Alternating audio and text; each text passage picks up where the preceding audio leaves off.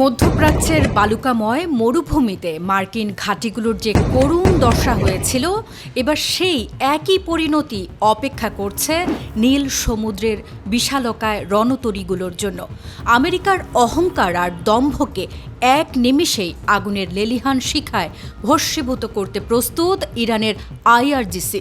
Trump প্রশাসন যখন ইরানের অবকাঠামো গুঁড়িয়ে দেওয়ার নীল নকশা আঁকছে, তেহরান তখন তৈরি রেখেছে এমন এক গোপন মারণাস্ত্র যার নাম শুনলেই নাকি পেন্টাগনের জেনারেলদের হার্ট অ্যাটাক হবে।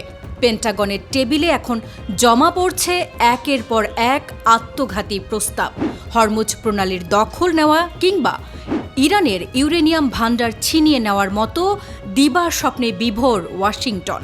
কিন্তু ব্রিগেডিয়ার জেনারেল সৈয়দ মজিদ মুসাফির গর্জন পেন্টাগনের সেই স্বপ্নে জল ঢেলে দিয়েছে।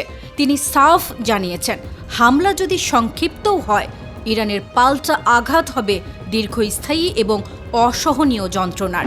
মার্কিন নৌবহরগুলো এখন ইরানের স্মার্ট টার্গেটিং সিস্টেমের একদম নাকের ডগায়, কেবল ট্রিগারে আঙ্গুল ছোঁয়ানোর অপেক্ষা। নৌপ্রধান রিয়ার অ্যাডমিরাল শাহরাম ইরানের রহস্যময় হুঁশিয়ারি এখন ওয়াশিংটনের অন্দরমহলে কাঁপুনি ধরিয়ে দিয়েছে।